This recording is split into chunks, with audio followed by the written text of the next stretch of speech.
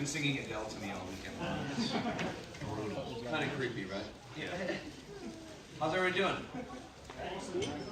Like Stargate.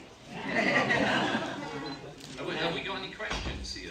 Okay, good, thanks. For Paul and David, have we got any questions at all? Paul doesn't mean disco dancing. You guys Yeah. see that? What about? Oh, you just speak. What, Just just speak you like at the back. that? All right. Yep. We met Joe last month. Sorry about that. Oh, okay. How much hair product did he have in? There's no one lost here. Grumpy, or if it was just because he was jet lagged or something. Pretty grouchy. Pretty grouchy. Anyone the whole time. You what? So, like, what's your name? And he handed you over, he said you off, he didn't shake your hand, didn't say hello. It's a horrible Just, person. what was your name? David and I are much nicer, Paul's like particularly me. Yeah, I can't attest to that. So that's yeah. So I'll give him shit when I see him though. Start treating them better here in the UK. That's what we'll tell them. Yeah, no, I don't know, Joe. You had a question then? Yeah, so, I was wondering what the two of you thought of the change in tone when it came to Stargate Universe. Security. Sorry, what did you say? What did the two of you think of the change in tone when Stargate Universe was brought in? Well, I think that humor is a big part of the DNA of Stargate, and when you sort of take that out, you've changed the show. And I think what was happening is that at the time that we were in, Battlestar Galactica was very popular, and I think the producers sort of were feeling that they're eating our lunch, and so that we need to go a little darker, a little dramatic, a little bit more that way. So I think that's what happened, is that they wanted to go more dramatic and less funny, perhaps. And that was, I mean, I'm sorry? They spoiled it. In people's opinions, yeah. So I mean, that's what I think. I think it's just important to have humor with it, because we all know we're watching stories, right? So why don't we have fun with it? Why don't we have, it's important, I think. So that's what they did. That work for you? Yeah, like that. Hello, Jessica. How are you? I've seen you a long time. I'm married. Question? Do you think that... No. And here's the He reason why. doesn't think it. Do you think that Radek should have been made head of science and development instead of McKay based on the fact that Radek is more of a people person? Security. I'll take that question, Paul. Yeah, please. Yes. Yeah, I mean, I think the nature of the relationship was about the onerous boss and the put upon employee, and I think that's what. I think if we were equals, or I think if there wasn't that dramatic tension, it would have been as much fun. You mean if that make a physical jerk? Yeah, exactly. Just like it is in real life. Okay. Did we have some other questions? Yeah. Over here. There must be slightly controversial. Oh, okay. You might ask security again. Can I ask Paul, why was Brock Beckett wearing a Scottish flag and not a Union Jack flag on his uniform? Because he was Scottish.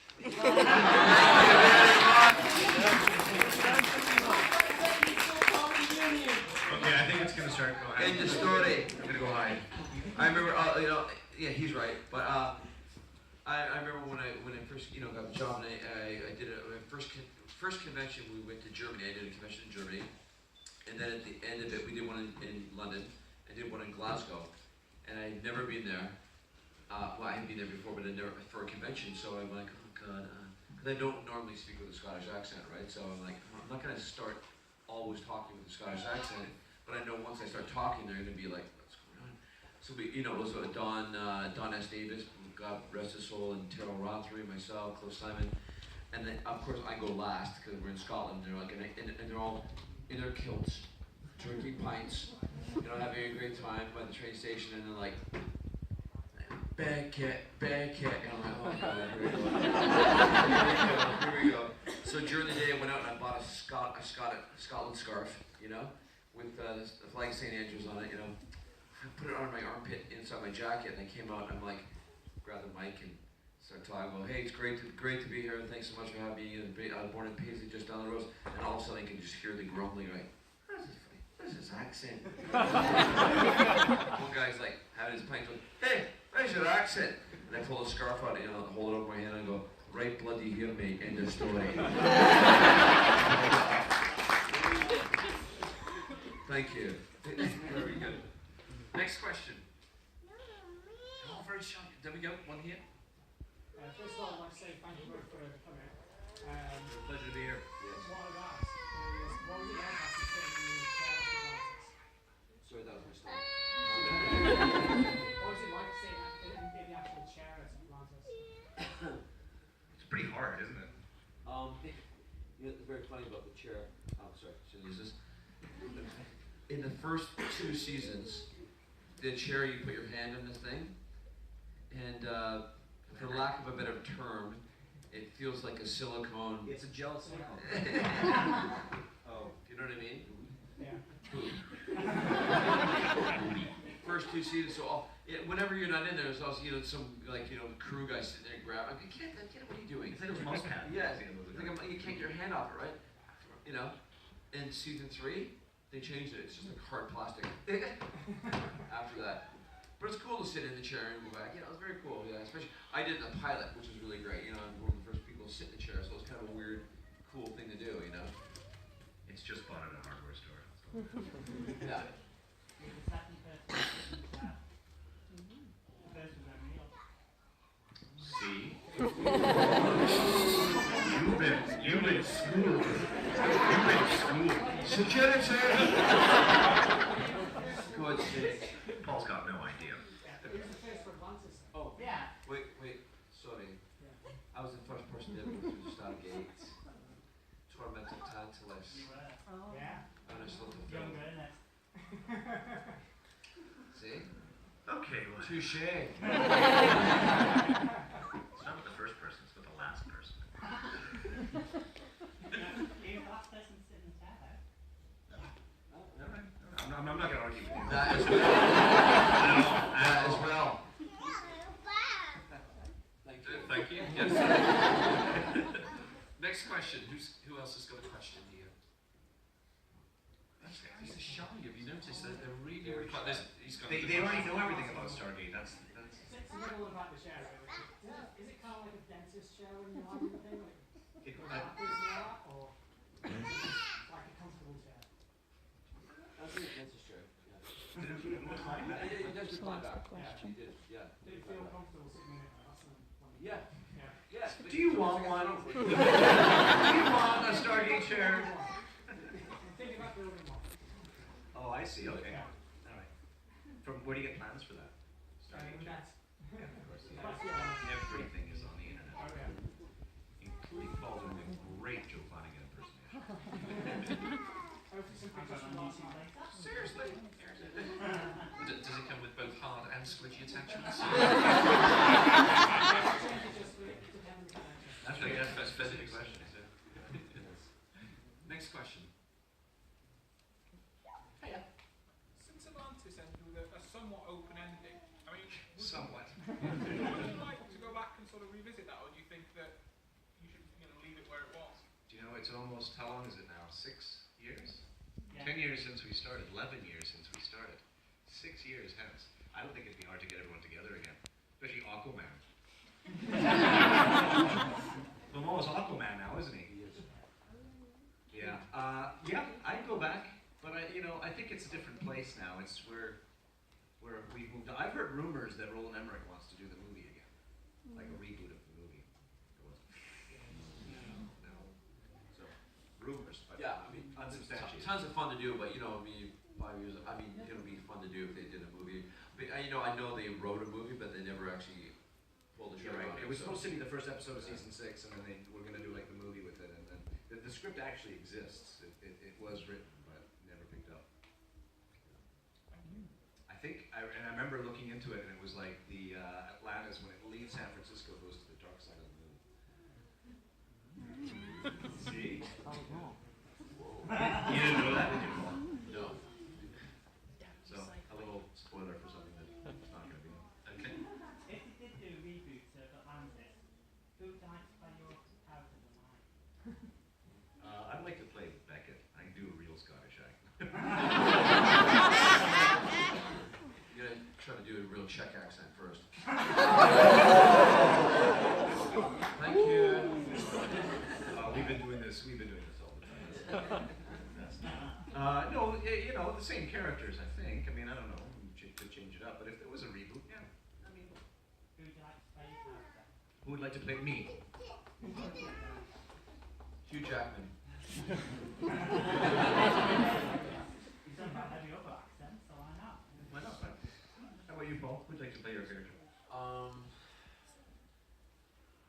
Christy Turlington. I don't think Jesus is available. It's Christmas time. You are trying to resurrect Katie, is it? Meryl Streep. She's a very good actress. I don't know, some cheeky little Irish actress or something. As long as it's an actress. Yes, yeah, definitely a woman. I'm not sure. No. I mean, I love playing the character, so it's a lot of fun to do. You know, I mean, you can't imagine that. You know, the only other character I'd play maybe is Ronan. That'd be kind of fun. That would be kind of fun to see. With a wig. Funny story. I'll tell you guys this. You'll enjoy this, I think. When you know Rachel Luttrell, Leslie, she's probably 8 months pregnant. She's gonna have a child, and all the makeup artists and everybody in the show are doing a beautiful book for her with all kinds of pictures and stuff. And we love you so much, Rachel. Congratulations. So excited for the baby. And they're like, Paul, you gotta do a message in here or something. I'm like, ah, shit. What do you do? So she leaves. She's off set that day. Her stunt double at the time has a fake belly that that she uses. So I'm like, let me put that outfit on. So I put on Rachel's outfit, her wig, everything, and Jason Momoa and I do a photo shoot. I have her fighting sticks, and I'm like, take 5 different pictures. Mama's tough. It's like me and Jason fighting. Mama's drunk. I go into Rachel's trailer, get a bunch of bottles of wine, and pour bags of potato chips all over me, like lying sprawled out on her bed. You know, Mama's sexy, and then Jason's on top of me, like kissing me. It's like, and so I do this whole photo shoot and make sure it's the very last picture of her whole beautiful little book and all the. And then she's sitting, she's super emotional. She's crying. She's, oh my God, you guys are so beautiful, beautiful. Then she gets to mine. I'm sitting there in the trailer. I'm like, can't wait. She gets to mine. She's like, true story. Loved it. Question over here. Paul, when you left, was it expected or was it a bit of a surprise when you... Exploding tumor. No, I did not know that was coming. So yeah, no one did. No one did, no. It was a bit of a shock. Yeah, and then the fans didn't like it. And thank you very much, Dr. Beckett's back. Cheeky. Yeah, no, we didn't know that was going to happen. So, right at the back. If you could talk to any person throughout of all of history, who would you choose? If you could talk to any person throughout history, anyone at all, who would you choose? I'd like to talk to Jesus just to figure it out. Just to get it straight, to see what was really going on. And see if he's available.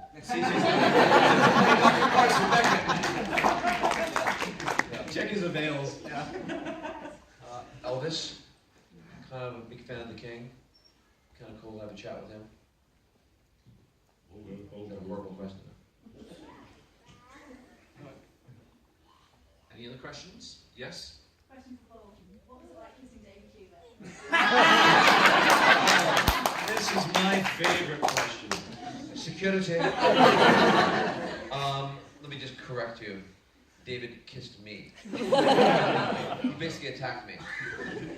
Horrible. Lips like sandpaper. Halitosis.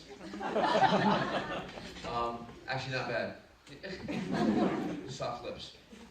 You guys had to rehearse that over and over and over again. He did though. The joke that they ever knew was gonna happen, you know, was in kiss names and all the crew were like, hey, I smell a little romance in the air, and I'm like, oh my God.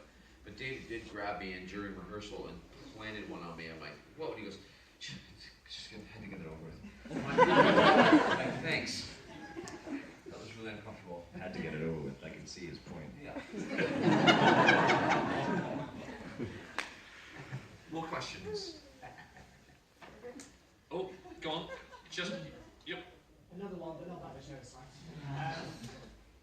Everyone knows now Kickstarter programs seems to be the way to making things come out for fans. If a group of fans, because we have got a big fan base across the world, managed to get together and brought the idea of getting the season 6 episode / movie to come out, do you reckon you guys and the actors would get together for it? How much can you raise? Yeah. Well, yeah. I mean, the Kickstarter model is interesting. It's being used prevalently, like on many projects, and you see a lot of actors doing that as well. I don't know. It's just sort of what the cycle of time is doing. Like I said, it's been 10 years, and it's time to move on. We used it for the other Star Trek Renegades. We got that one. Yeah, it's pretty But obviously we want to get that. So you never know. Yeah, this one's right for a reboot. I think we're ready for a reboot. It's a huge fandom. It's a great fandom, and there hasn't been anything for how long now? Yeah, 7 years, 8 Yeah, years. I mean, look, we're here. The reason is because of the fans. I mean, it's such a niche fan-based market. You know, I was telling somebody, I was out at a club having lunch, and then we were sitting across from this. You know, it was getting towards like 5, 6 o'clock at night, and I'm like, I'm getting hungry. She's like, yeah, let's go to that place over there. He goes, oh, it's in Los Angeles. We'll never get in. I'm like, really? We won't get in. Why not? It's like a big line. It's all fancy. You can't get in there. So I walk over and, you know, Scottish accent. I go, big doorman, he has an earpiece on, right? Can I get a table for two? And he's like, he looks at me, goes like, Dr. Beckett? I'm like, oh my God, I'm a huge Stargate. I'm like, thank you very much. And they're everywhere. Stargate. Yep. In washrooms. Buses. Upgraded on planes. Yes. Do you feel you share any personality traits with your characters? Same nose.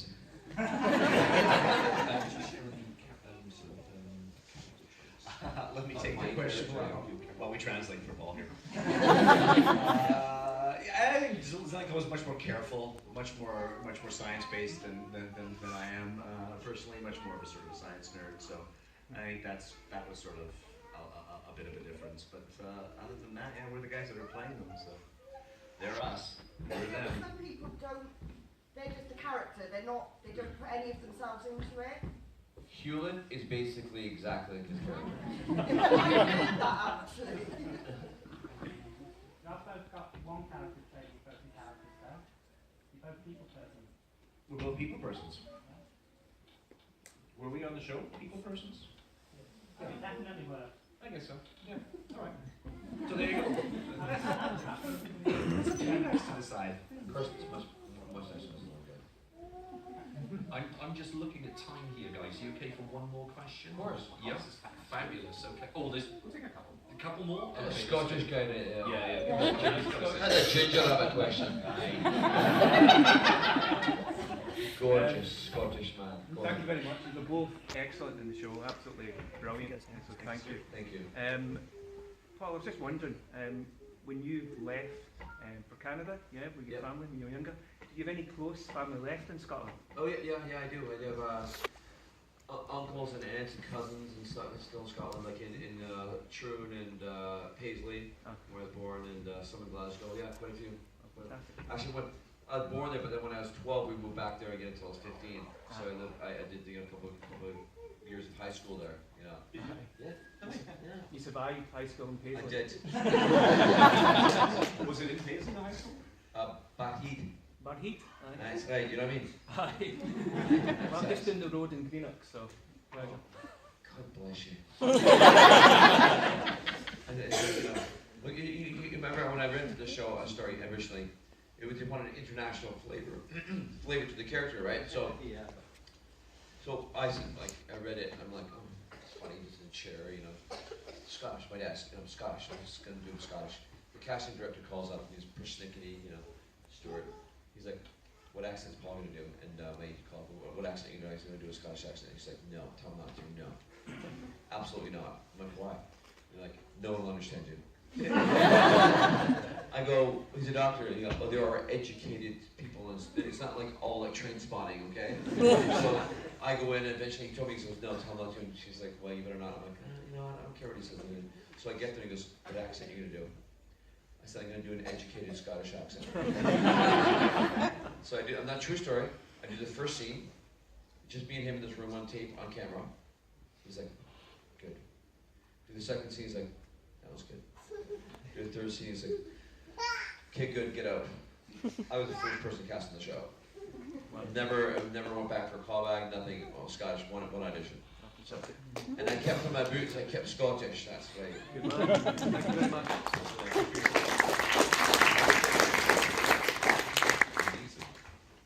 This one's for Paul.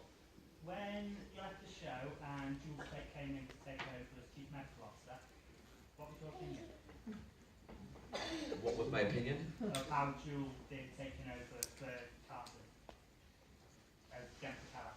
Oh, great. I mean, we're good friends, yeah. I mean, completely different character, right? Like, completely different thing. So, you know, it's good for her. She did a great job. She's a talented actress and completely different. I mean, it's hard to kind of, they had to bring Carson back, you know what I mean? So, it's an interesting character. Fun. The thing about that character for me is, like, you know, get to play a lot of comedy and drama at the same time, you know, and you know, it's like, when you kill off Carson, it's like killing a puppy. You know? Yes. Obviously, the writers that write the story, they obviously have to write it after this real scientific theory, which, to be honest, they do a brilliant job into taking something which is really unpalatable and putting it into a way that is good.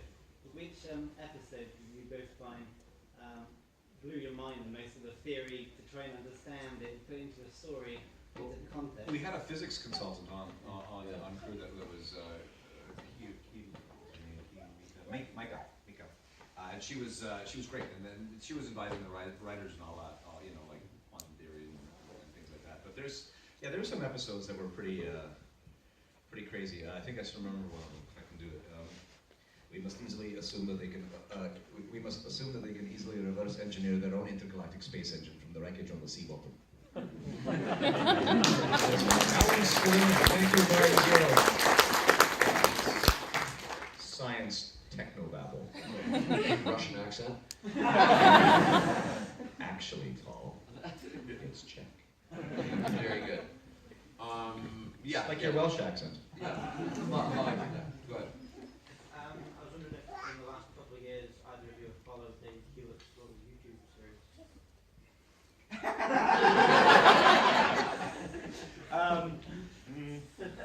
I've seen some of them. I haven't. I'm if anybody knows me, I'm very not tech savvy, so I'm not really jumping on the internet very often. Or I can barely use my phone. I can attest to that. I'm old school.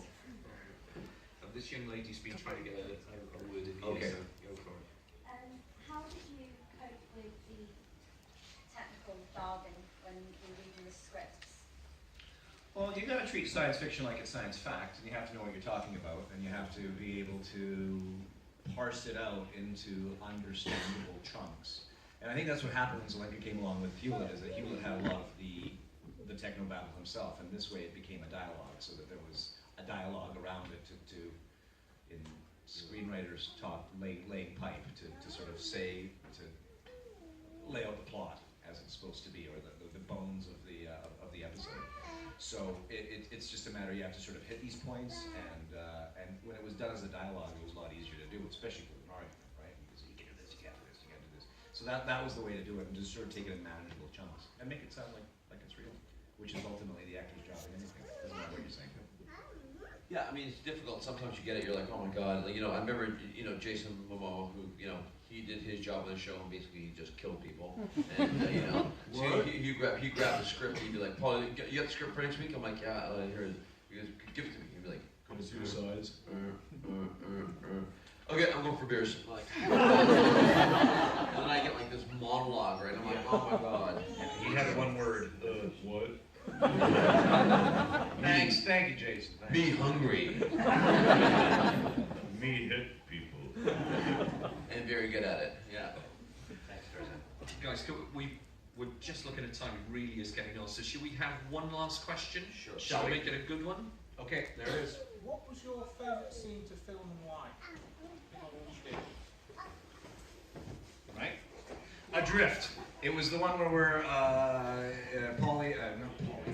Joe and I are jumping across the chasm in space, and we're in the spacesuits. That was really cool. We had like a Formula One cooling vest on, and we were suspended in these like mannequins on these wires.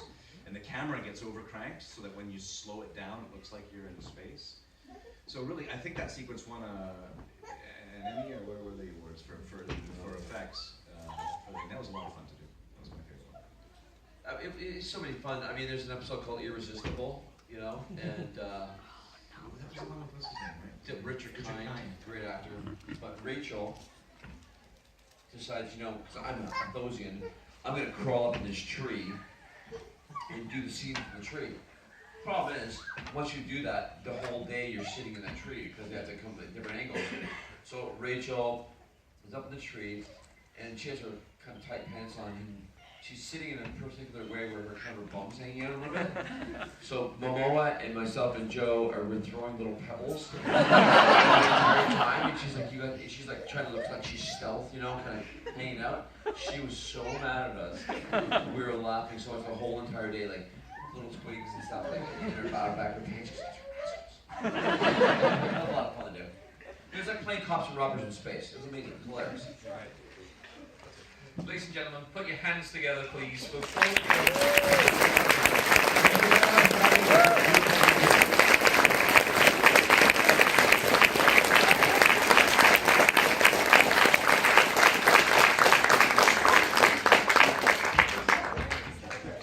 There's Waldo right there!